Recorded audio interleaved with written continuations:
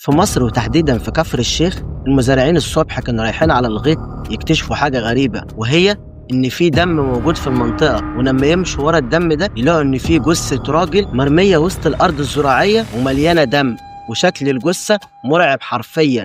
العيون منفوخة وفتحة في الدماغ كبيرة جدا، والجثة ملامحها صعبة. وحرفيا الجثة دي تكشف لنا جريمة من أبشع ما يمكن، جريمة خيانة وغدر، أكتر جريمة خيانة وغدر حصلت في كفر الشيخ آخر فترة، لأن مستحيل الخيانة والغدر يوصلهم للقذارة دي. فعلا ما غلطت في الاول معاه، بس والله العظيم انا ماليش دعوه بموضوع الجد ولا حرضت ولا اعرف ان هو كان ناوي على جد ولا اي حاجه من دي. فنشأت بينهما علاقة غير شرعية. خلينا نرجع بالزمن كده لورا ونحكي القصة من الأول. نيرة اللي قدامكم في الصورة دي كان عندها 20 سنة، بس نيرة شخصيتها قوية وعنادية. نيرة اتقدم لها واحد اسمه نادر، وده صياد سمك وراجل كسيب وبيكسب وليه تجارته في السمك والصيد وبيبيع سمك، وراجل كسيب والدنيا ماشية معاه كويس. اتقدم لنيرة ونيرة وافقت عليه، وفعلا اتجوزوا نيرة ونادر. وبعد سنتين جواز الحياة كانت ماشية طبيعية جدا، ونادر كان قادر يصرف على البيت وقادر ان هو يخلي مراته وكمان عياله، لان في الفترة دي ربنا رزقهم بطفلين يخليهم مش ناقصهم اي حاجة خالص، وراجل بيشتغل. بس الوضع ده ما استمرش كتير، لان في 2020 نادر حس ان المصاريف زادت عليه قوي، وحس ان الضغوطات زادت اكتر واكتر، وما بقاش عارف يعمل ايه. لقى ان تجارة السمك والصيد وان هو يبيع سمك والكلام ده ما بقتش تجيب همها، وحس ان الفلوس بدأت تقل جامد والضغوطات زادت. واحد من صحاب نادر في الفترة دي اقترح عليه ان هو يشتغل شغل شمال، شغل ممنوع، وهو تجارة السلاح والمخدرات. وفعلا نادر اشتغل معاه، واول فترة كانت بتجيله فلوس كتيرة جدا، وكان مرتاح ماديا وما كانش محتاج اصلا ان هو ينزل يشتغل صياد تاني. لكن دايما معروف الحرام اخرته ايه. فمرة نادر كان بيسلم شحنة مخدرات او شحنة سلاح واتقبض عليه هو والرجاله اللي كانت معاه. بس في الوقت ده نادر قدر ان هو يثبت ان هو ملوش علاقه، اثبتوا ان نادر ملوش دخل كبير في الموضوع، فاتحكم عليه ب3 سنين سجن. في الوقت ده نيره ما كانتش عارفه تعمل ايه، لان الحمل كله بقى عليها هي. دلوقتي مجبره ان هي تنزل تشتغل عشان تصرف على نفسها وتصرف على عيالها، لان جوزها نادر هيبقى في السجن لمده 3 سنين. نيره في الاول كانت جدعه وست مصريه اصيله، كانت بتروح له زيارات وكانت دايما في ظهره.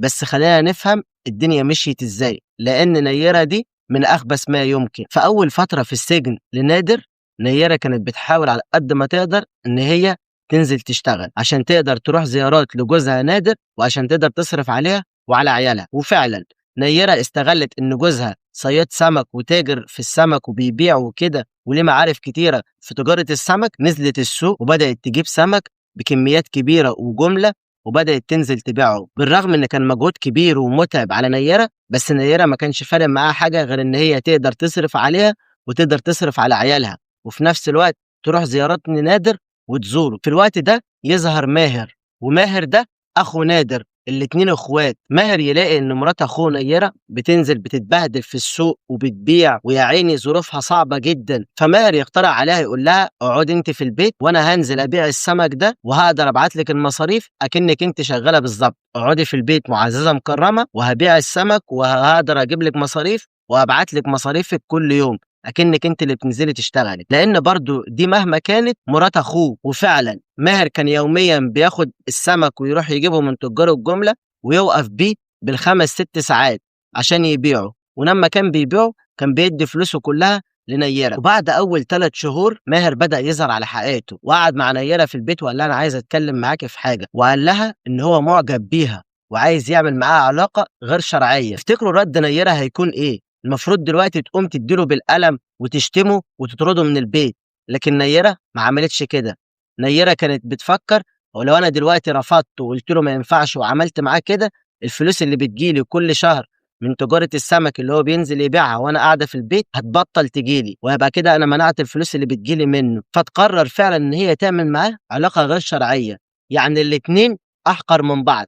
ماهر بيعمل علاقة غير شرعية مع مرات اخوه، مش فارق معاه اخوه اللي مرمي في السجن، وهي مش فارق معاها حاجة خالص، مش فارق معاها جوزها نادر اللي مرمي في السجن، تعمل علاقة مع اخو جوزها. استمرت الايام على كده والعلاقة كبرت جدا ما بين ماهر اخو نادر وما بين نيرة. الاتنين بدأوا يعجبوا ببعض أكتر وبدأوا يحبوا بعض، والعلاقة ما بينهم بقت قوية جدا، وكان كل يومين يروح لها على البيت ويعمل معاها علاقة غير شرعية. الجيران في الأول كانوا بيقولوا إن ماهر ده جدع وبيساعدها عشان أخوه في السجن، وبيساعدها وبيشتغل وبيزورها في البيت كتير عشان أخوه مش موجود ومفيش راجل معاهم في البيت. لكن الجيران ما كانوش يعرفوا إن ماهر القذر ده بيروح لها البيت عشان يعمل معاها علاقة غير شرعية. وبعد فترة كبيرة من العلاقة القذرة دي، نيرة تكتشف إن هي حامل من ماهر، وفي الوقت ده على طول تكلم ماهر وتقول له على الوضع اللي هي فيه، وتقول له إن هي حامل ومش عارفة تعمل إيه. ماهر يقول لها أنا ماليش دعوة، دي قصتك وأنت شوفي هتعملي فيها إيه.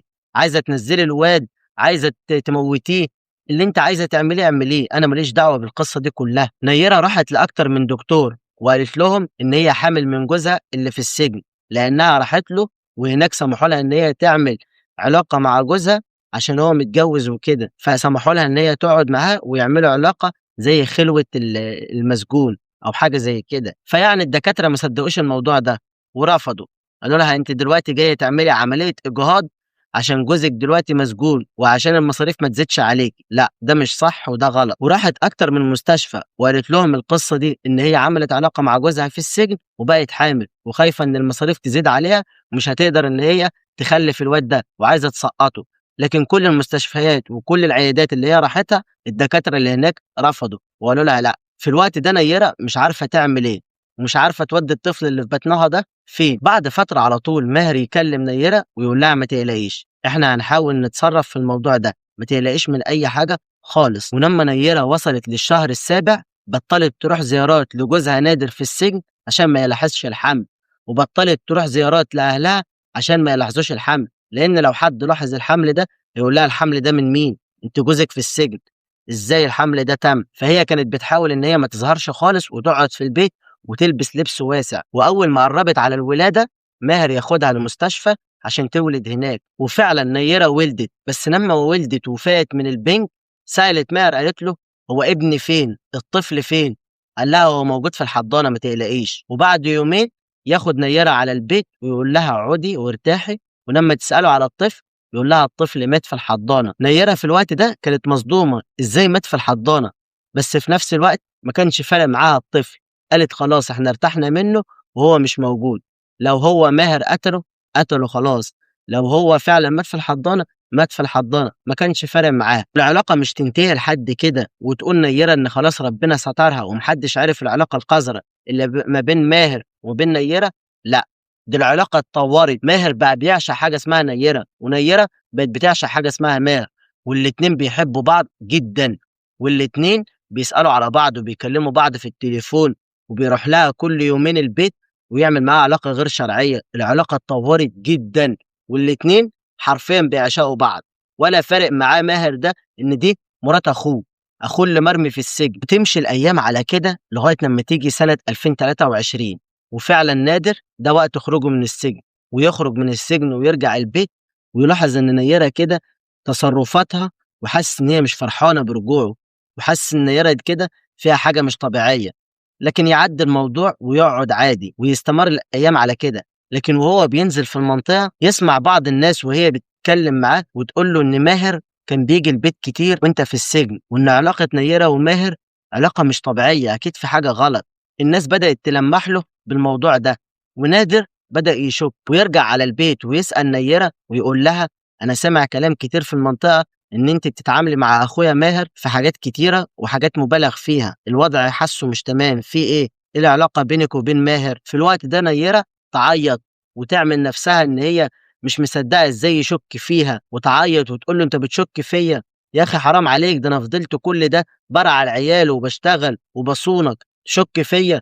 فضلت تعيط وتمثل عليه الدور. لكن برضه نادر كان مقلق وحس ان في حاجه، يعني حاجه مش طبيعيه حصلت، وراح يكلم اخوه ماهر وقال له على كلام الناس اللي بيتقال في المنطقه. ولما قال للماهر كده ماهر يرد عليه يقول له ده انا وقفت جنبك ووقفت جنب مراتك وكنت بساعدها وبروح الشغل مكانها وبديها الفلوس عشان تقعد مع عزيزها في البيت، وكنت بزور عيالك، كنت دايما في ظهرك، ازاي تشك في اخوك؟ ازاي تشك فيا ان انا اعمل حاجه زي كده؟ انا ماليش علاقه بمراتك خالص. في الوقت ده نيره على طول تتواصل بماهر وتقول له احنا مش عارفين نتقابل، مش عارفين نقعد مع بعض، مش عارفين نرجع زي ما كنا بنتعامل لما كنا هو في السجن، لما خرج بقى يخنقنا، وكمان هو شاكك فينا. في الوقت ده ماهر ونيرة يتفقوا ان هم يقتلوا نادر. يعني بجد انا مش فاهم، ماهر يتفق ان هو يقتل اخوه، ودي برضه تتفق ان هي تقتل جوزها ابو عيالها، حاجه في منتهى القذاره. المهم هم الاتنين اتفقوا وحطوا الخطه بتاعتهم ان هم يتخلصوا من نادر، وطريقه التخلص من نادر كانت من ابشع ما يمكن. اتفقت نيرة ان هي هتروح هي ونادر على الارض الزراعيه ويقعدوا هناك شويه، لانهم كان لهم ارض زراعيه، يقعدوا هناك شويه في الغيط، وهناك يجي ماهر يقعد معاهم اكنه ماشي بالصدفه، واول ما يشوفهم يسلم عليهم ويقعد معاهم. وفعلا ماهر يوصل هناك ويلاقي نيرة هي ونادر قاعدين في الغيط ويقعد معاهم، ونادر يرحب بماهر واخوه بيرحب بيه ويقول له اتفضل اقعد، ما يعرفش ان الغدر هيجيله في خلال لحظات. وهم قاعدين عادي، نادر كان مدي ظهره لماهر. في الوقت ده ماهر يمسك الحاجه اللي بيعملوا بيها الغيط اللي هو الكوريك ده ويضربه على دماغه اكتر من ضربه لغايه لما دماغ نادر تتفتح. وعشان يتاكد ان نادر اخوه ده مات، راح جاب طوبه كبيره قوي وخبط دماغه بيها اكتر من مره لغايه لما دماغه خلاص كان فعلا نادر مات. واول ما ماهر اتاكد ان نادر اخوه ده مات ومراته نيره اتاكدت ان هو مات، لموا حاجتهم ولموا كل حاجه وكل واحد رجع بيته اكنهم ما عملوش اي حاجه خالص. والوقت اللي عملوا فيه الجريمه دي كان بالليل، فما كانش حد شايفهم ولا حد، يعني كانت المنطقه ضلمه شويه وكانت الدنيا طبيعيه، وبالليل في كفر الشيخ الناس بتنام بدري، فعملوا الحوار ده بالليل عشان ما حدش يلاحظ اي حاجه. وطبعا المزارعين وهم رايحين الغيط الصبح يكتشفوا جثه نادر ويبلغوا رجال الامن، ولما رجال الامن يبداوا يحققوا مع كل اللي يعرفوا نادر عشان يعرفوا مين اللي عمل فيه كده، واول حد حققوا معاه نيره. قالوا لها انت شاكه في مين وكنت فين وقت حدوث الجريمه؟ قالت لهم ان هي كانت قاعده في البيت عادي وكانت مستنيه جوزها، لان جوزها راح على الارض الزراعيه عشان يعمل حاجه وكان راجع تاني. ولما رجال الامن يحققوا مع الناس اللي في المنطقه والناس المزارعين يقولوا لهم ان اخر مره شافوا فيها نيره ونادر الاتنين كانوا رايحين على الارض الزراعيه بالليل. في الوقت ده رجال الامن اتاكدوا ان نيره بتكذب عليهم وان نيره ما كانتش في البيت وكانت مع نادر وقت حدوث الجريمه. ورجال الامن لما عملوا تحريات كامله عن نيره دي اكتشفوا ان نيره بتتعامل مع ماهر اخو نادر معامله كتيره جدا، واهالي المنطقه بتقول ان هم شاكين ان في حاجه ما بينهم وان في علاقه، لان التعامل كان كبير جدا وتعامل مبالغ فيه، وكان كتير ماهر بيروح لها على البيت في اوقات متاخره. ولما يكثفوا المعلومات عن نيره يكتشفوا ان هي من فتره كانت حامل وراحت المستشفى عشان تعمل عمليه ولاده، والفتره دي نادر جوزها كان موجود في السجن. فرجال الامن يتاكدوا ان في علاقه حصلت ما بينها وما بين ماهر او ما بين اي حد تاني، فعلى طول رجال الامن يقبضوا على نيره ويضغطوا عليها ونيره تعترف حرفيا، ويروحوا كمان يقبضوا على ماهر وماهر يعترف بالكارثه اللي هم عملوها هم الاتنين، ويتحكم عليهم هم الاتنين بالاعدام. وبجد انا مش مصدق، هو في كده اخ بيخون اخوه وهو مرمي في السجن بدل ما يرعى اسرته ويحافظ عليهم؟ لا بالعكس، استغل ان اخوه في السجن بدأ يخونه مع مراته، ومراته القذرة بدل ما تقول له كده غلط وتضربه او تشتمه، لا كانت ماشية معاه على الخط، بل بالعكس هما الاتنين كانوا بيحبوا بعض وبيعشقوا بعض. لكن دايما نهاية الحرام معروف ايه اخرتها، ويتحكم عليهم بالاعدام احسن